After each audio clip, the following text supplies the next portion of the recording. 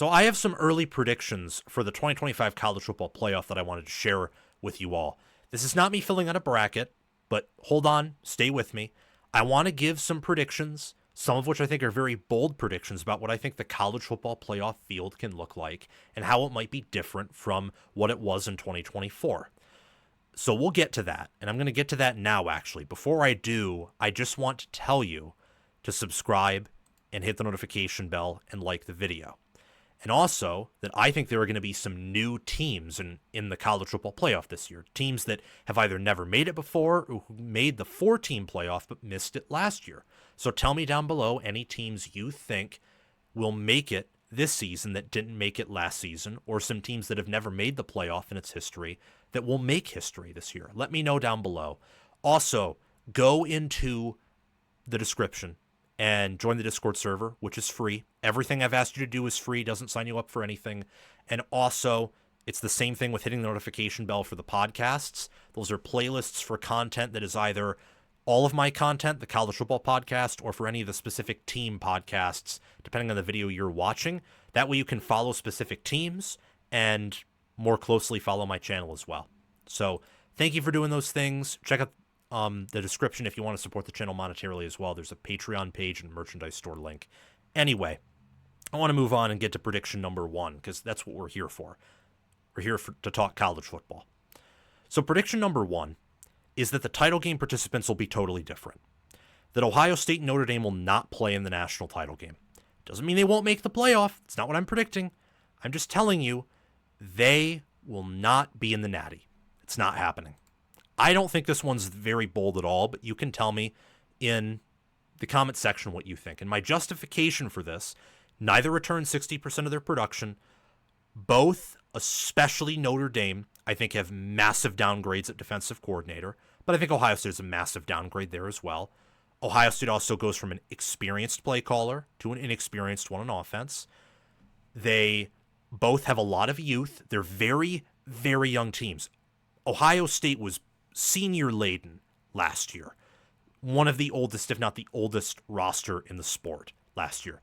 Notre Dame was much younger, but they also had some older depth pieces who stepped up throughout the year. Many of them transferred out or exhausted eligibility after last season. So both teams get younger, and they have coaching replacements. And I think looking at their portal moves and their incoming classes, they're either staying the same, treading water, or even regressing a little bit in overall team talent. And I think that's especially the case with Notre Dame. Notre Dame will be better at QB, and Ohio State will be better at linebacker and corner. And maybe both will be better at certain positions as well. But I think overall they're going to be worse teams. There's a chance they could even be significantly worse teams than they were last season. And that, combined with other teams getting stronger, leveling up their talent, or returning a lot, means I don't think they will play in the national championship game. They will not win it all this year, let alone play for the title game. I don't think it's that bold, though, and both would be in my top 5 of teams that I would select to win it all in 2026 when they should bring everyone back, or close to everyone. Okay. Prediction number 2. Just had to read a text there. It's for a school project, so no worries. Anyway, enough with the distractions in my personal life. Prediction number 2, there will be 4 or more teams that weren't there in 2024 that'll make it in 2025. Any Big 12 or Group of 5 team, I think, is a contender, or at least the majority of them are, because there's just so much chaos and turnover there. I think some other teams to pay attention to are LSU, Alabama, Texas A&M, who's never made it before, Michigan, USC, who's never made it before, and Miami, who's never made it before. And there are some others too. Louisville could make it. Totally. Georgia Tech could make it. I think that if Lenora Sellers is the alien I believe he is, and South Carolina reloads at other positions, they could make it. Florida, if enough teams lose 3 games, I think can make it. And there are probably some others I'm not even mentioning. Oh, Oklahoma. If enough teams lose 3 or 4 games, maybe Oklahoma. And maybe Illinois too, even though I'm not really a believer in them this year. But they have the returning experience in the QB to where if they play their cards right, they can. And there's probably others as well I'm still not mentioning. So when I look at the field, I think there are enough teams regressing and enough tough schedules for some of the better teams, like Georgia or Notre Dame has a tougher schedule than they did last year. I think that Oregon has some issues they may have to overcome that are bigger than some people realize. Ohio State has a tough 3 or 4 game schedule, though the other 8 games are, I think, pretty easy, close to guaranteed wins. And I look at, like, Clemson. Like, what if Clemson has some issues and their schedule's harder than it was last year? Or they reach the ACC championship game with only 2 losses or 3 just like last year, but they lose it.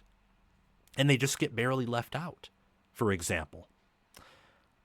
So I think that there will be some teams last year, whether higher up or the fringe teams, like not even talking about the bigger teams who I think a lot of them lose production and have questions.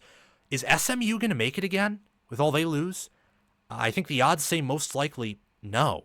Is Indiana going to make it? I'm high on Indiana, but they do lose some guys. Curtis Rourke was a winner in college, and that matters.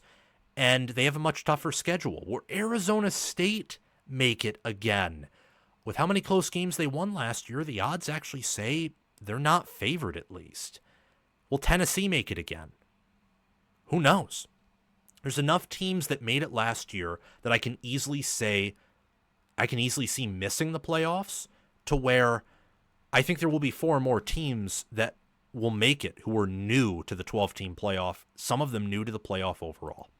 Prediction number 3, the favorites will win overwhelmingly. That's always going to be the case in college football, especially in a national championship playoff caliber format where you get longer rest and therefore the better coaching staffs even have a larger advantage. However, at least one underdog wins their college football playoff game, whether first round, second round, semifinal, or championship. I don't know. The odds are, given how the format works, that the further you go, the more likely an upset happens, because you go from, campus games where the higher seeds host the lower seeds, and likely that means all the higher seeds will almost always be favored. And then you have the teams with the byes who will have some points added to them, and more likely than not, those teams will be better. And if they aren't, Vegas views it as a neutral field game. And then the teams that survive and advance, the best teams, well, they're constantly punching above their weight class or winning, and a winner who's an underdog could always beat a winner who's the favorite. Anyway, maybe that was redundant to say. But one underdog will win a victory. And I think some underdogs who could do this are Oregon and Ohio State. I think that these teams, in terms of performance, could start the year not even top 10. I think they have that much potential for issues. But they also have so many alien players or potential alien players at QB, wide receiver, defensive back. Oregon has them, I think, 2 at defensive end. Ohio State has, I think, at least 1 at linebacker, potentially some at corner. And they have an awesome tight end. Oh, same with Oregon. They have enough pieces on both sides of the ball to either confuse offenses or to spread out defenses, to where if those teams make it as lower seeds, and maybe because of some poor performances, they aren't top 3, top 4, top 5 in power ratings, I could see them pulling off upsets. Like, totally. I also think that Day is at least a top 2 coach in America. He could be the best coach in America, specifically as it relates to the playoffs. Although I would still put Smart there. But if you only want to talk about coaches and how they do in the playoffs, Day actually has an argument to be number 1, which is very impressive. And I think that Lanning will learn from the Rose Bowl last year. And I think Lanning has done a very good job of punching above Oregon's weight class, especially in 2024. There are some other teams too who could fit that bill for sure, but those 2 really stick out to me. Others, just 2 more, would be Clemson. Due to being in the ACC, they may not get enough quality wins to be power rated high, and they're actually much better than the power ratings think. And Indiana returns enough to where if they play their cards right, they could be a better team than they were last year, and they could actually pull off an upset. Prediction number 4. No at-large CFP participant has 3+ losses. The only one last year that did was Clemson. And they got in because they won their conference. They were not an at-large participant. The only at-large participants, once again, will have 2 or fewer losses. Some would say this is bold. I don't think it is at all. I think the schedules actually align quite nicely for a lot of the top contenders for this to happen yet again. Prediction number 5. This one I think is somewhat bold, and most people would think it's very bold. But I've talked to some people, and they don't think this is bold at all. It's that 2 of the top 5 recruiters is in recruiting programs, in addition to Notre Dame, so the national championship participants and anyone who didn't participate in the Natty game but recruits at a top 5 level, 2 of those will just miss the CFP entirely. They won't make it. So that's 2 of Alabama, Georgia, Notre Dame, Ohio State, Oregon, and Texas. And maybe you can include Clemson in that group too, because Clemson's like a fringe, top 5 talent roster. Only 1 missed it last year. I'm picking 2 to miss it this year. And a big part of the reason why is last year, Ohio State and Georgia returned a lot. I think Oregon and Texas returned slightly more last year than they do this year. Alabama lost a lot, but I also think Notre Dame returned a fair amount, especially when you factored in them adding Riley Leonard. These teams across the board, outside of Clemson, return less, and Clemson still returned a fair amount last year. And on top of that, they have a lot of coaching losses. I mean, Notre Dame and Ohio State lose really good DCs. Ohio State loses an OC who down the stretch especially was good. Oregon has questions at DC. Texas, they have staff continuity. Georgia does too, but they have questions at OC and also quarterback. And Alabama just has straight up questions, like all across the board after their 4-loss campaign last year.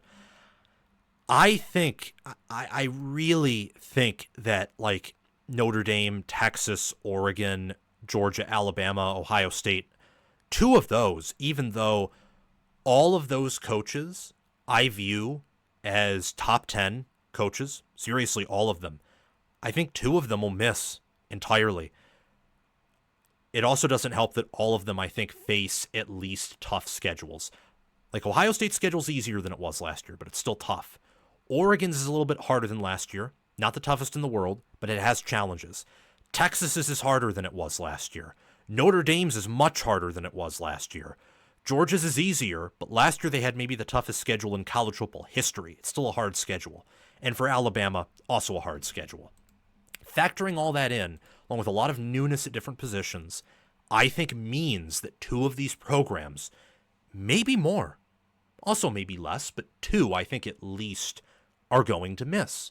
And you will have some teams that have easier schedules or that return a lot, or that maybe have better coordinators or maybe more solid quarterbacks rise and take their place at least this year.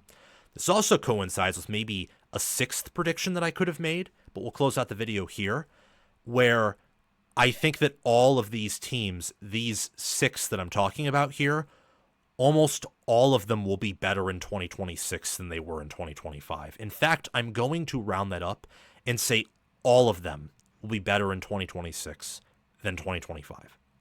All of them. So that's going to be exciting to witness all of these teams, all of them improve in one year compared to a prior year, and they're still all, in my mind, going to be top 15 teams. And if you take Alabama and Notre Dame out of the equation, Georgia, Ohio State, Oregon, and Texas, I think are all at least going to be top 8 teams. So, yeah, like 2026 is the year I'm looking forward to. We still have this year to get to, and I'm looking forward to it as well. But man, we are blessed. We as college football fans are blessed. But that's the final and maybe boldest prediction I have, is that some of the top programs in college football, they're still going to be top programs, and I'm not going to really change my opinion of those programs and coaches, and yet they'll miss the playoffs, and many will overreact and be like, oh my gosh, well, Kirby Smart's no longer the best coach in football, or Marcus Freeman was so overrated, or Kalen DeBoer sucks. Like, no. The reality is the teams at the top just aren't built like how they used to be due to the portal and more teams contending for that top recruiting class, and mega donors don't just exist at the historic top 3 recruiting programs. They also exist at Texas Tech, they exist at Oregon, they exist at Michigan, they exist at Penn State, even Indiana has a pretty nice NIL. So things are leveling off just a little bit at the top. And with the new roster limits, too, I think that will also just help a little bit some of the depth disparity. So combining all that into account, I think some of these top-end programs just miss the playoffs. Thank you so much for watching. I really appreciate it. I'll see you all in the next one, and make sure to like and subscribe if you haven't already.